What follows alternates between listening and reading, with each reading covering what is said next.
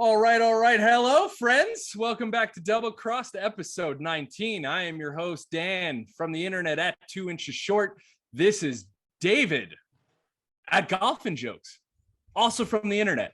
If you don't follow us on social media, check us out, Instagram, Twitter. Again, weekly, Dave, TikTok, steady growth, baby.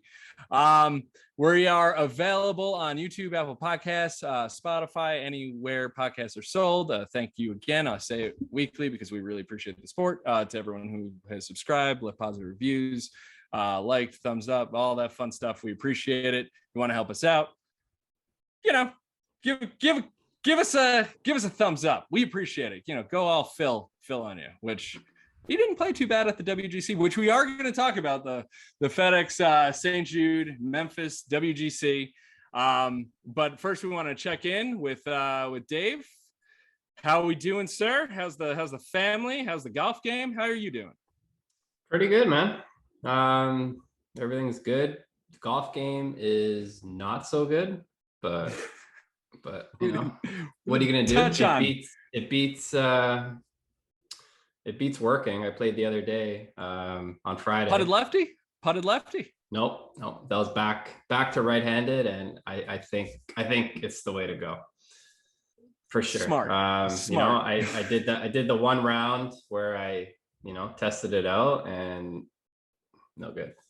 The problem is it feels fine. There isn't any yip. The problem is I have zero distance control, and when I mean zero. Like I was blowing it by 6-7 feet, leaving it short, like just no feel at all. And the line. and I can't see the line at all. Like I feel like I'm aiming, a ball outside left edge, and it's like 3 feet to the left. Like it's terrible. How often have you practiced putting lefty, first of all? Just the past week? Not that much. Yeah, a few times. but I can just tell. But you can tell. That's what you were saying. Just that's opposite. Fine.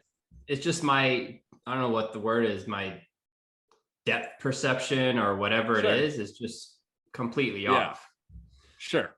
So I played on Friday. I putted pretty good. I can't complain. Wow, right-handed. So do you think that was a good? Do you actually think that change might have helped you, considering it gave you a totally different look to be like, okay, this isn't that complicated?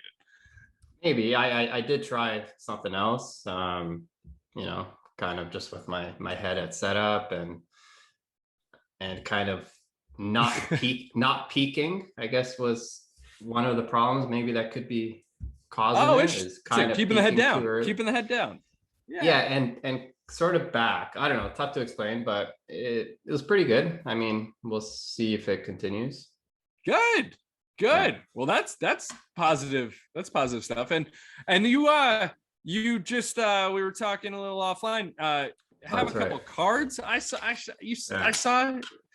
What are those? Those are Tiger Woods. They're 2001. It's his upper deck rookie card.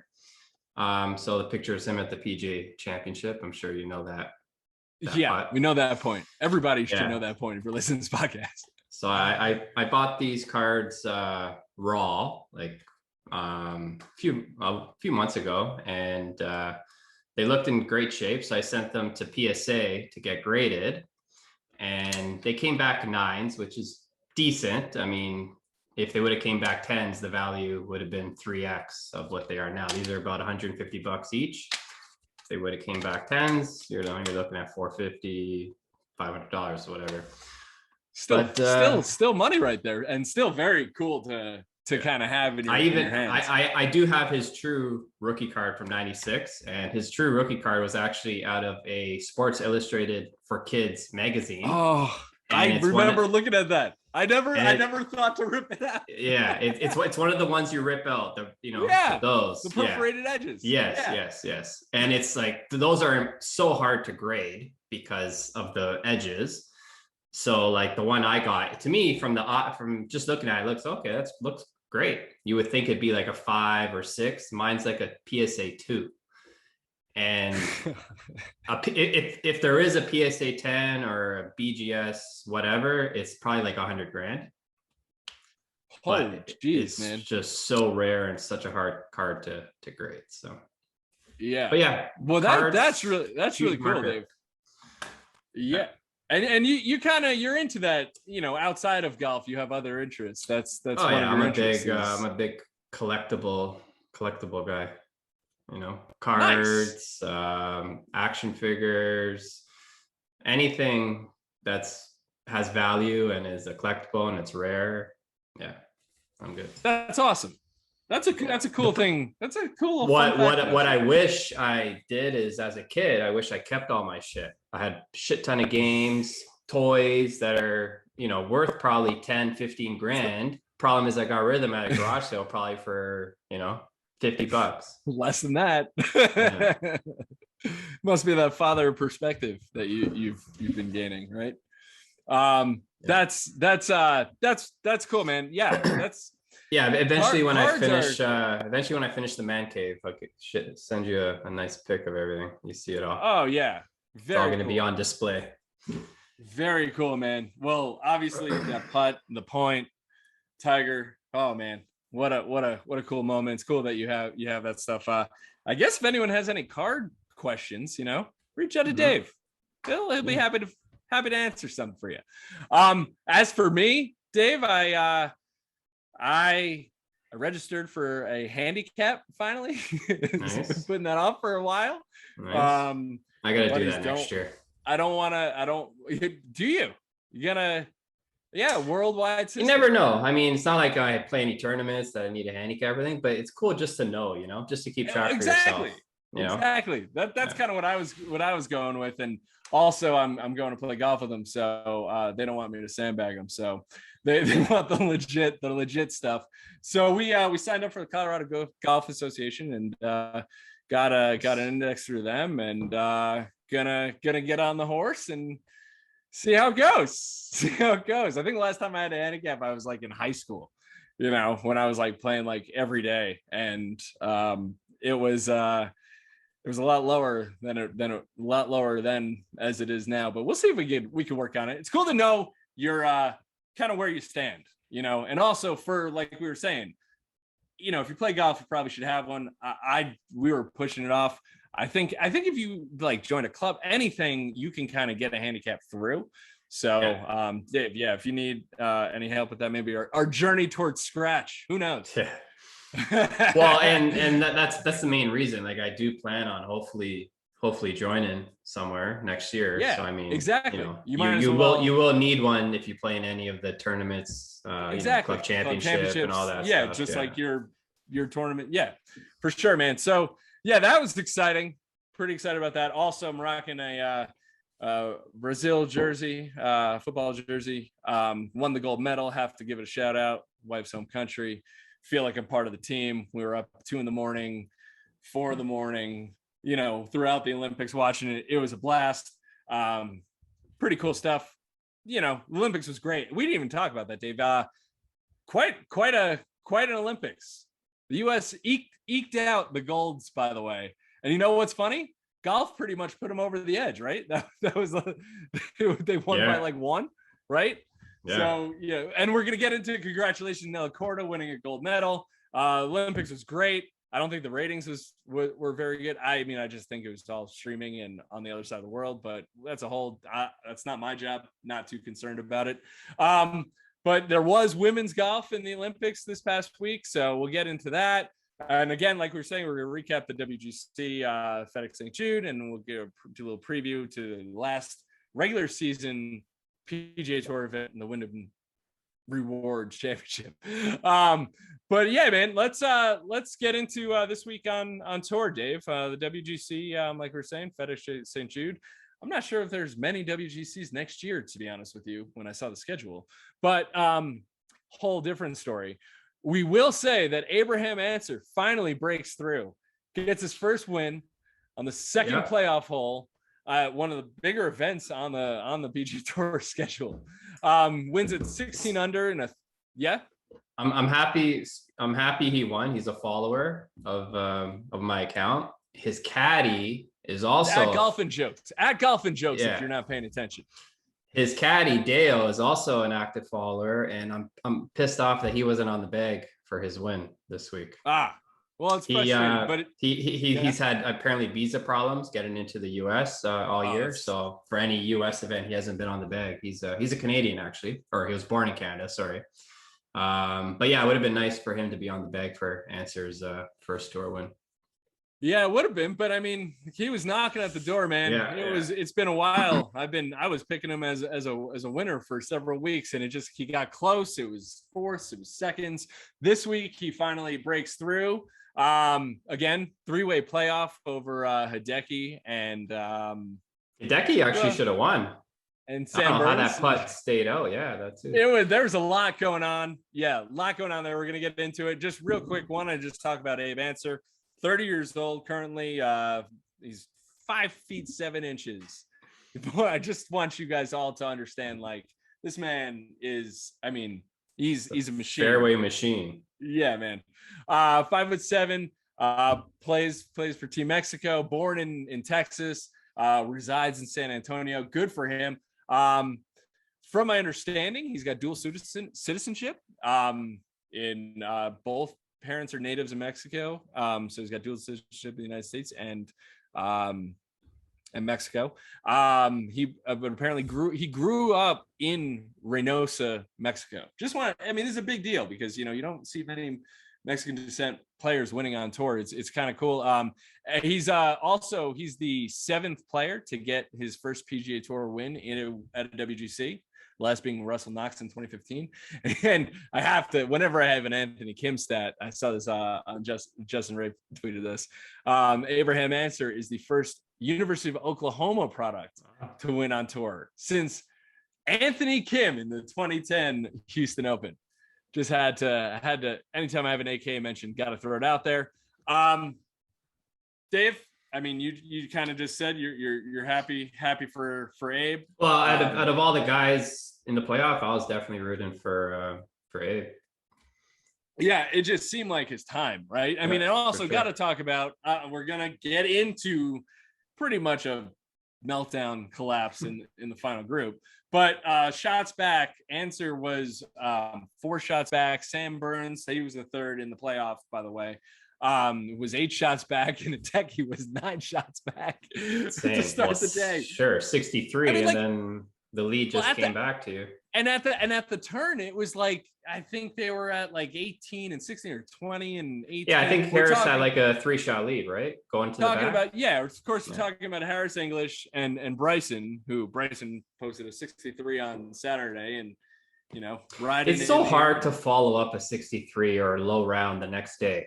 It's like literally 9 out of 10 times someone posts a low one, the next round is like even par, 1 under, a couple over. Like it's never back to back. Very rare. It's hard. It's hard, and that's why when you do win by a lot, it's usually when you can do that multiple times. Got to talk about the playoff. Hideki had a chance to win it, lipped it out hard. It was tough. They go back and play 18 again. We're in a playoff. Hideki, he didn't hit a great shot in there, but then Ancer stuffed it, and then Burns actually put it inside his, right? And get up there, Hideki misses his, Ancer rolls his in, and Sam Burns has one of the cruelest lip outs you'll see in golf. But good, like we're saying, Abe Ancer, well deserved, good dude. Excited for him. Gotta talk about Harris English and Bryson DeChambeau in the final group. Like we were saying, it was pardon my friend, it was a fucking mess. Bryson shot 41 on the back, Harris English shot 40, basically to give. I mean, Harris had a chance to tie the lead back, but basically gave it up. Got to talk about them being on the clock. I mean, that's what seemed like a big Harrison, deal. I think. Yeah, and we should let the folks know. Bryson had a couple long rulings throughout the end of the front 9, and basically by like the 11th hole, they were like 2 holes behind because they both hit in the water on that hole. So it was a par 3, and And didn't they even catch Harris like on the mic or something, even say like something about rushing or something? I didn't. I, I th- didn't. I, I th- I don't know thought I where. saw I thought I saw a tweet about that somewhere that they showed him saying I forget Well, what I it mean, was, but something about like what it, like I got to rush now or something. I don't know what it was exactly, but yeah, he's not going to blame Bryson, but he no, and should. in his post round interview, he was like, such a class act, he could have easily, He you gave a know, post-run interview right after he yeah, blew a lead in probably one of the bigger tournaments yeah. of his career, as well as while he's already won twice this year, right? While he's trying to find a spot on the Ryder Cup team. I mean, this is a big deal. I think we all know who did not speak to the media after the round. Yeah, obviously. So yeah, got to talk about this. Bryson, man, dude, he seemed to, it just, I don't know. Didn't this round remind you of the U.S. Open final round? A little bit, He was pretty much front nine, playing pretty well, and then the back nine and just just, completely blew well, up. to his credit, it was an unlucky 44 he shot on the back nine at the U.S. Open. Yeah, But I'm sure.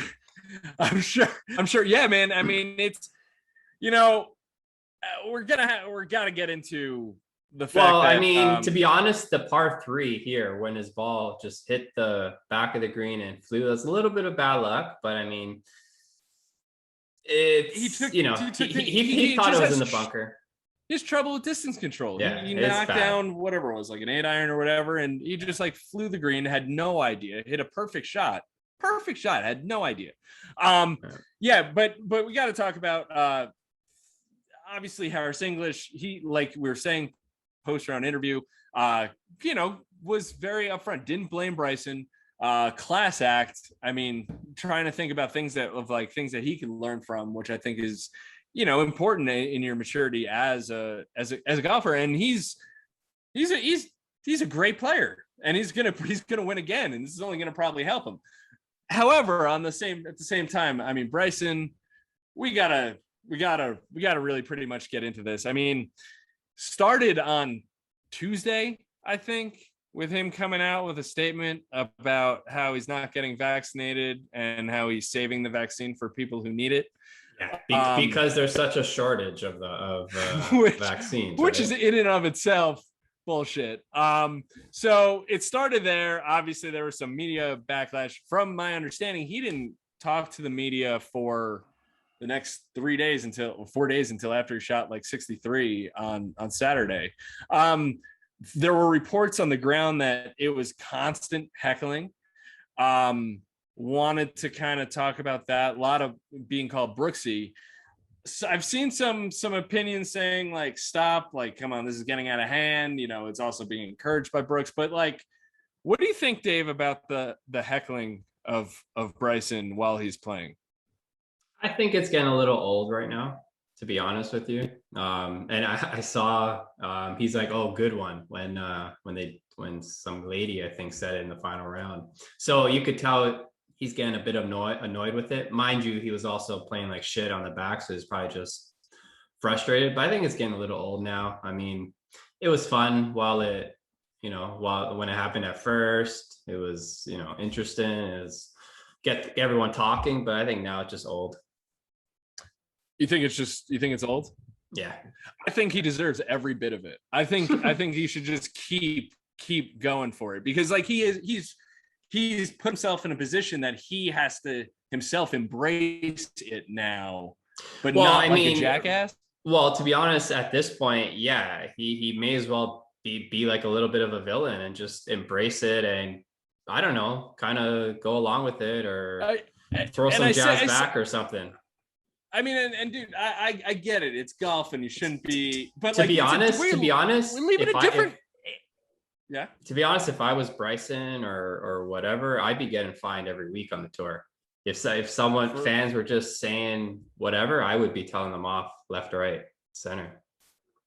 Yeah, I would be saying something back. I mean, it's pretty easy. I mean, it's pretty easy to dish it and talk the shit, but like, man, dude, you cannot. You're a professional athlete. I understand I get that, but like, people are paying to see you. They want entertainment.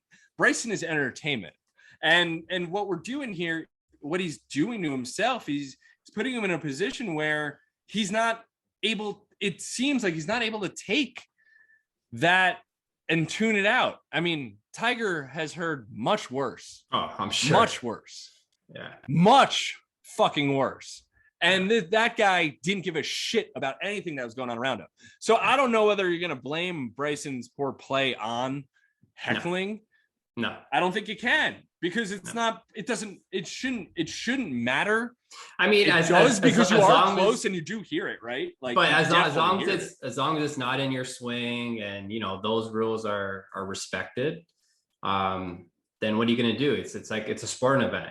Fans boo and say shit all the time at basketball players, football, you name it. So I mean, I went to college basketball golf shouldn't school. shouldn't be any different. I mean, yeah, they obviously it's held in a different regard by certain people, but it shouldn't be like that nowadays. It's different now, different times. And do you think I agree with you? Do you think Brooks has any responsibility to? Because no. I've seen people talk about this, like, But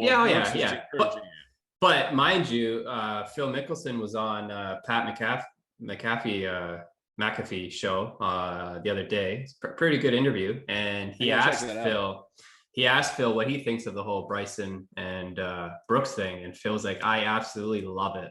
I think it's so good. Yeah, he loves it. So.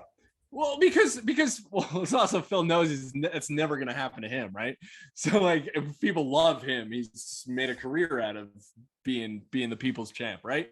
So, but yeah, with Bryson, he's just got to prove to everybody that he can take it and take, you know, and to be honest, it's not going to stop. Why should it stop? Since this whole thing has started, he hasn't played particularly well. He's had some. I mean, he's been up there in contention, then he would fall apart or whatever. But he's blamed his driver. At least he didn't blame his equipment this time. Yeah, and he's not blaming the fans. He's also not blaming. I don't think that's going to happen again. You know, that is not going to happen again. No. But he's also not blaming the fans. I didn't see what he said because he didn't talk to the guy. You know, and as a you're a pro. You talk to the media because you have a responsibility, but. You're allowed to. It's just so ridiculous. And then, from Dave, we didn't even really touch on the vaccination thing. I mean, why is he like? Why does everything have to be about him? I don't know. To be honest, if you don't want to get vaccinated, don't get vaccinated. Just say that instead of saying some stupid ass excuse, like nobody's saying like, there's not enough supply, or whatever. I don't know. Like, just say, I don't want to get vaccinated right now. I mean, there's not enough research, blah, blah, blah. And that's it. I don't like how he kind of beat around the bush on it. Yeah. It's not great. Not good. And also that kind of leads me. I asked this question out on social media about whether if the PGA should, or if there's enough time even to mandate vaccines for. I don't think. Cup. I mean, I don't know. I'm curious to see what they're doing. I mean, look at the NFL. They're saying if any player causes, I don't know what is like to have to reschedule a game because an outbreak, automatic loss. You know what I mean? So not getting paid. That's almost like a mandatory.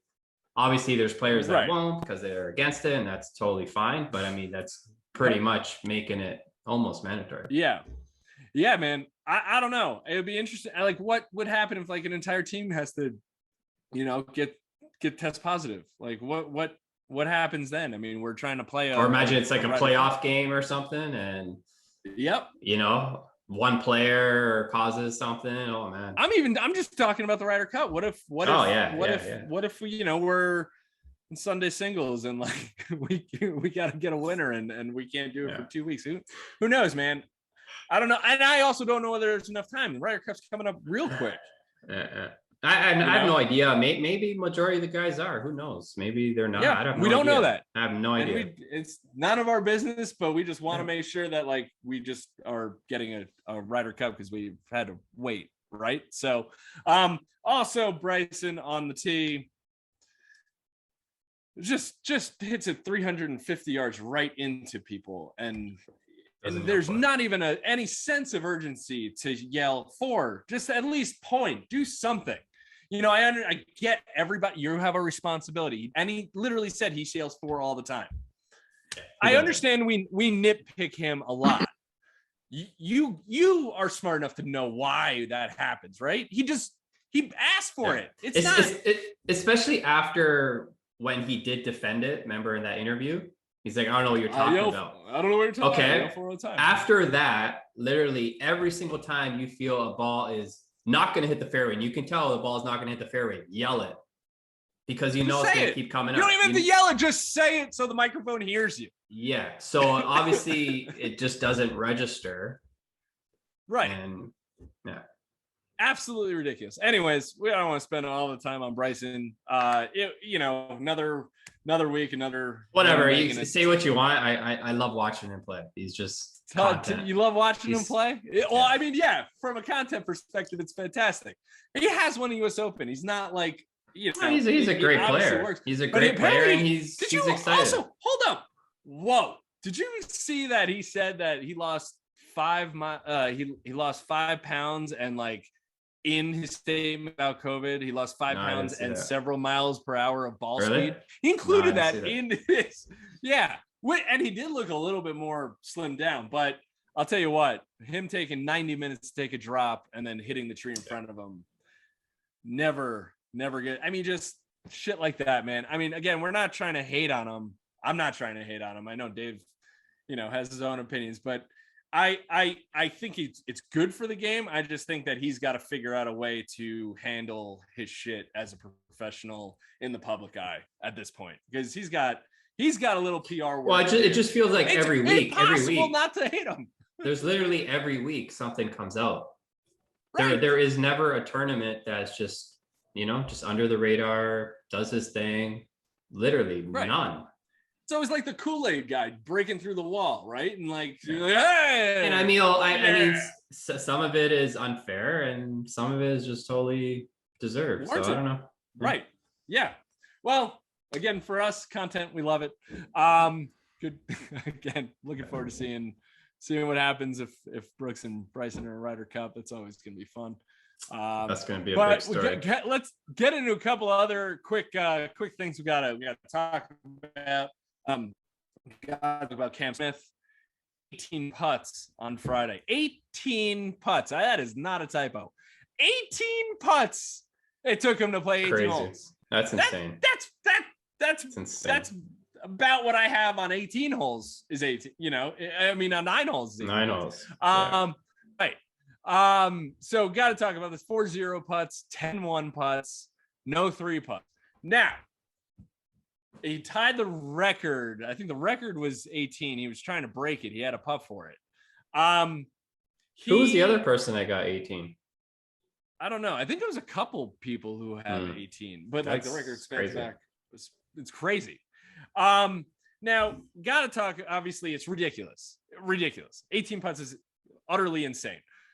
But Cam Smith shoots 62, which is 8 under par. You have 18 putts. Is a 62 really? I know 62 is good. I mean, there's no denying that, right? We all know. But when you have 18 putts, that's like you feel like it should be lower than less than what what a good day on a pro level has. It seems like it's probably the highest score he could have shot that day. Right? It's like he saved 62. Yeah. It's pretty remarkable. I mean, what are you going to do? I mean, that's golf. I mean, 62 is, put him in which he must have missed he must have missed a ton of greens. I didn't see any of it, but he did. He missed a bunch of greens, but at the same time, he also had 4-0 putts. Yeah. And so he actually had a shot to get in the playoff. He had to I think birdie 18 or par 18. I forgot what it was.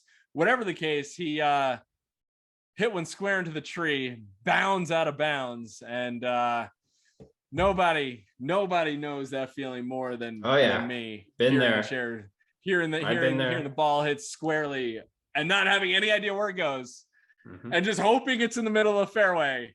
And obviously, when OB did not work out for Cam Smith, there tried to be a hero. Gotta respect. What did he end up making on that hole? Let me check. 7, 8 bogey? No way. Or did he make double? He got to make. No double, way, bogey. Right? Yeah, a minimum double. I think probably triple, to be honest. He made double. He made double. Yeah. Oh, the shot tracker's not pretty. Yeah. So I mean, again, rocking the mullet and coming off his Tokyo performance. It's good to see Cam Smith. I like that kid. He's a good guy. I like him. And then I gotta talk about Siwoo Kim. Siwoo shaking that ass, makes a 13 on the par 3 11th hole. 13, which is, from my understanding, the highest recorded score. When I saw that, I'm like, really? But yeah, it doesn't seem that high, but oh man, dude, it was a lot of Tin Cup, Roy McAvoy, runs, give me another ball. I think he put 5 in the water. It was not good. And then I have to say this, I saw a picture, Siwoo and Kevin Na, who Kevin Na should say has the highest recorded score on a par 4, which I think is 16. So they're both on a plane. And I don't know if you saw the meme. I think maybe Travis did it. PJ memes. John Daly flying the plane because he has the highest on par 5. 18, I think it is. Dave? Yeah. Dave-O. Can't hear me? Dave-O. Hello? I have to edit this. I'm going to have to edit that part out. Sorry. Keep going. Can you hear me? Yes, now I can hear you. Okay. All right. I don't know if you saw Travis, PJ Memes, he made a meme that with the picture of Kevin Na and Siwoo Kim with John Daly as the pilot of the plane. Because he has the highest of on the par 5. Par right? 5? 18. Par 18 at Bay Hill, I think it was. At Bay Hill, when he tried to go for the green 8 times. Yeah. So I thought that was pretty funny. That's amazingly funny. Yeah. Great to see this again. Shot tracker is amazingly hilarious. Good for Siwoo, just trying. Doesn't even give a shit. Whatever. That's a good record to have. Do have to talk about other tour news. Obviously, we got to talk about Women's Olympics. Gold, Nelly Korda. Inami from Japan wins silver, and Lydia Ko wins bronze for New Zealand. Dave, we don't pay much attention to the LPGA tour, maybe as much as it deserves, but we do know that we were watching some of this. I know we had a couple bucks riding on a Nelly Korda gold medal victory. How was that for you? Because that got a little bit interesting. I was 2 for 2 on the Olympics. I had Xander after round 2 to win outright, and then I took Korda after round 2 to win outright. And yeah, it was a sweat. I thought she was done. She looked like, it just wasn't her day. Her swing was mentally off. Yeah, mentally she just looked fried. She looked beat. This is after 62. She had like a 4-shot lead. Like, she was cruising, and then all of a sudden, I think it was like a whole 7 or 8. Yep. Like, I'm like, okay, she's done. And then she birdied the par 5. She made a nice putt. She made a double, then goes birdie, gets him right back, and then just torched the back 9. Yeah. And just played great golf. I mean, that girl is so good. Gotta say, Japan winning silver. There's a lot of going on the top of the leaderboard. That final. I mean, the pressure for the medals was there. Good for Japan winning silver there. And talk about Lydia Ko. She's pretty emotional after dedicated to her grandma who passed away last I think almost like a week or 2 ago. Wins the second medal, only golfer to win 2 medals now in the past 2 Olympics. She won silver in Rio and in 2016, and now pulls a bronze. Good for Lydia Ko. Good for golf in the Olympics. We're looking forward to Paris 2024. So I mean, I'll tell you what, it wound up being pretty exciting on both the men's and the women's, even It with did, yeah. the stroke play. It did. So It did, yeah. you know, it'd be cool to throw a team event, like I was saying, but I still think an individual is still good. I doubt they're going to change the format. I mean, I think they should, but I don't think they will. Yeah. Well, golf in the Olympics. Good to have it back. Hopefully it stays. There was another PGA Tour event going on, the Barracuda Championship. I think that's what it was, Barracuda. Eric Van Rooyen gets his first tour win. Stylish dude. Wears some little bit of a temper. Great. Which we little found bit out. temper, but I'm pretty sure that, you know, it's all part of the process, Dave. Sometimes you got to knock down a few cameras and smash a few pieces of equipment to win in golf, and good for him. South African President's Cup, you know, coming up in a year or two, right? Not this year, next year. You know, good to see Abe Ancer and Eric Van Rooyen get their first tour wins. Then we got to talk European. This is again other tour news. European Tour Hero Open at St Andrews. A dude from Scotland, I think it was his first pro or Euro Tour win. Grant Forrest from Scotland wins at St Andrews. That's got to be a fucking dream. That's got to be nice. I mean, that's got to be fucking cool. And then Corn Ferry, Josh Creel wins the Utah Championship. Also, just got a shout out. Ryan French, Monday Q info dude. He caddied for Mark Baldwin this past week at Barracuda, and kind of gave everyone an insight into everything, which I thought was super cool. I don't know, Dave, if you had a chance to check any of that out, but I'd go check out his some threads that he had, and good for. I mean, they have buckets of balls you just choose. So it's just a different world there. And he said, I think he even said that he's like, don't worry, the chicken is marinated in wine. So, so good for Mark Baldwin and Ryan French there. I think that I just wanted to talk about that real quick.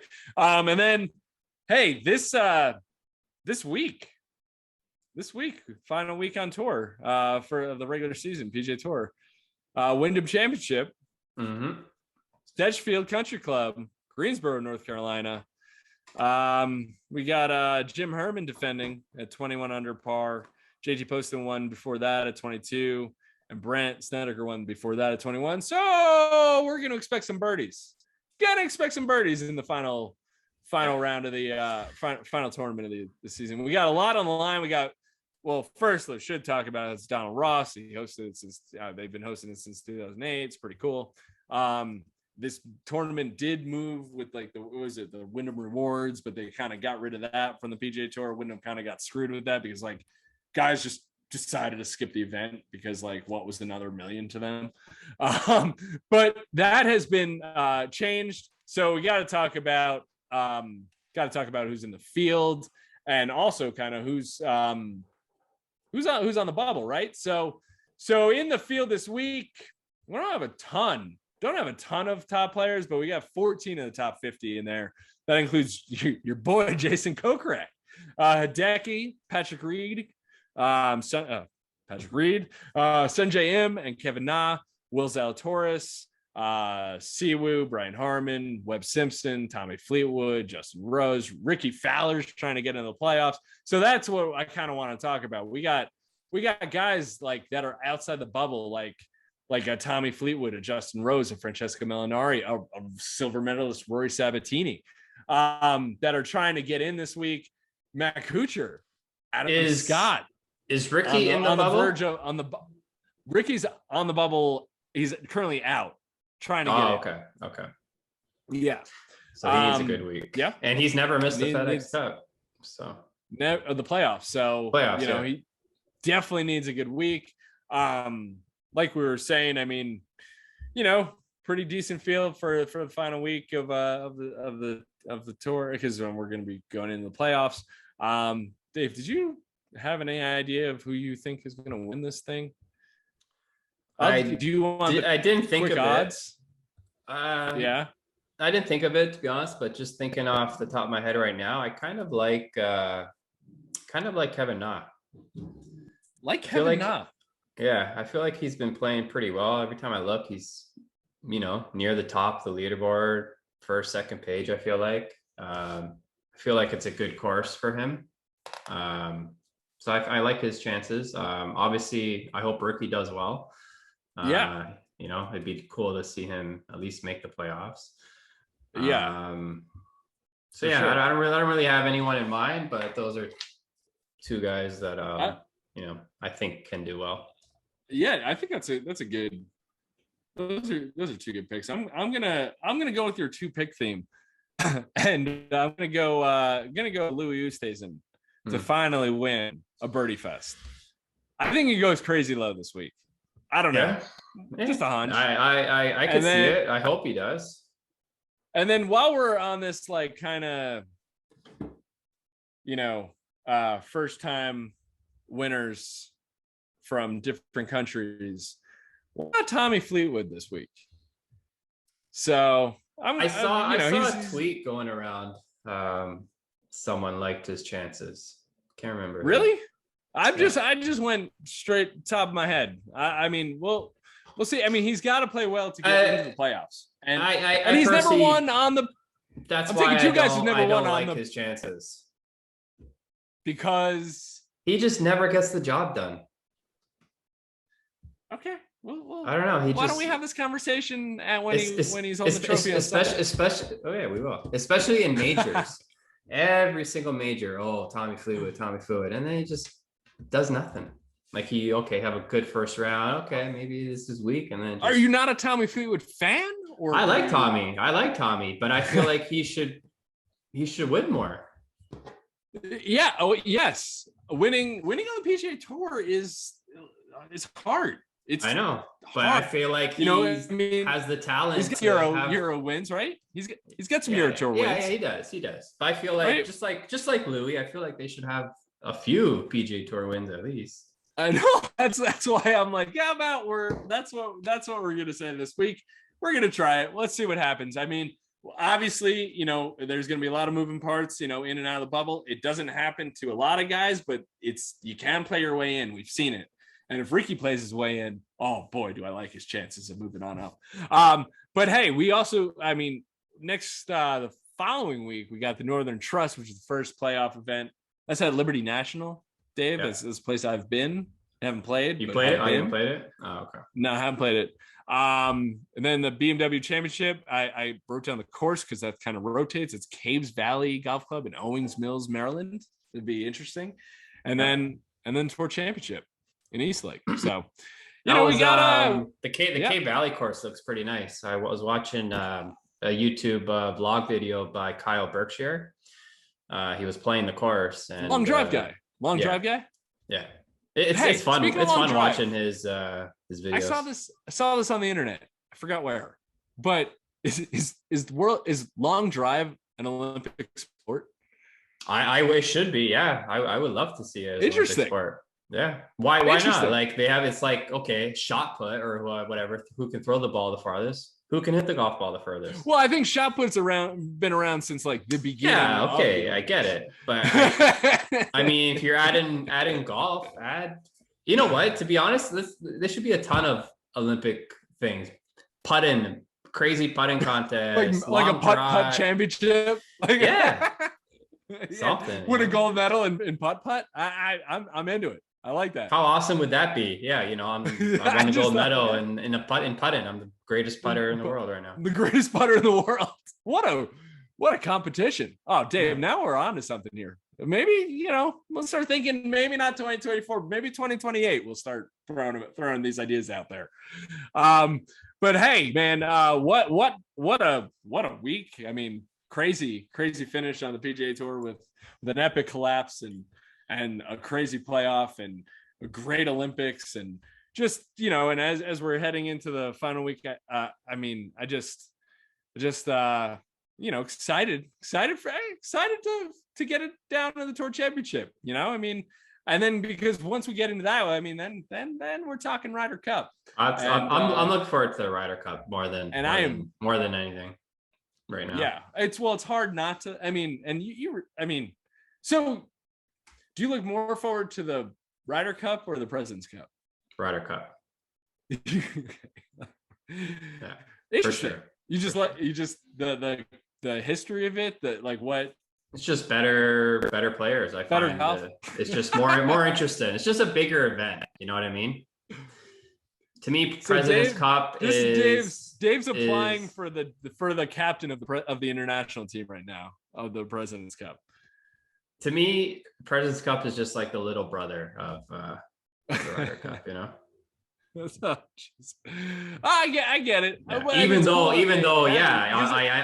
am Canadian, so you would think I'd be more into that. Although I am Italian, so you could say I'm European. But to be honest, I cheer for the U.S.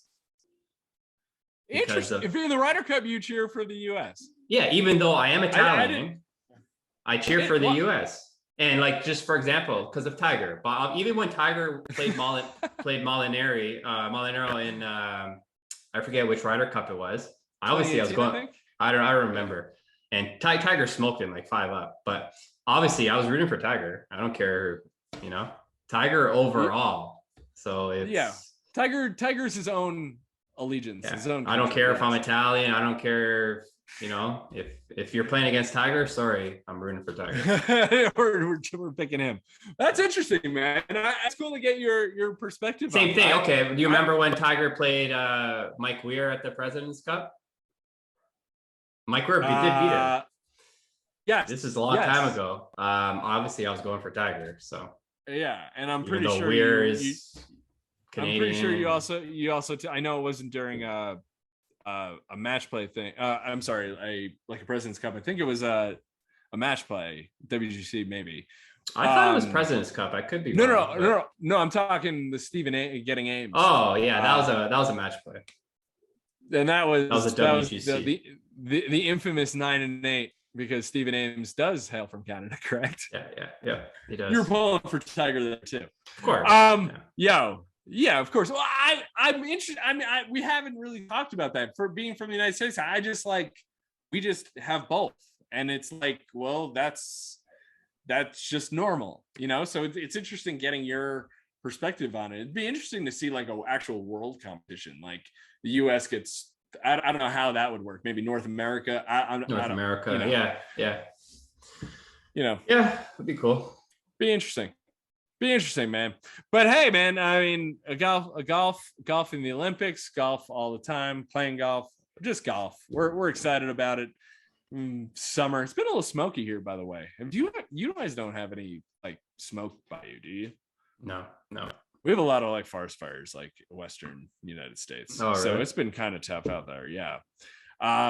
But we're hope to get some rain and excited for this month of August and excited about another week of golf. So Dave, I mean, hell of an Olympics, and we're excited about 2024, obviously. Hell of an Olympics, hell of a WGC, hell of a week. I think that wraps up this week, and so everyone, thank you for hanging with us. Thank you for your support. If you subscribe, like, if you made it this far, we're on YouTube, Apple Podcast, Spotify. I'm Dan at 2 inches short from the internet. Dave at Golf and Jokes. If Abe Ancer's following Dave, I think you should be too. Good for Abe Ancer. Dave, you good with everything here? Yeah. All right, good, man. All right, folks. Well, you guys have just been double crossed. We are out. Peace.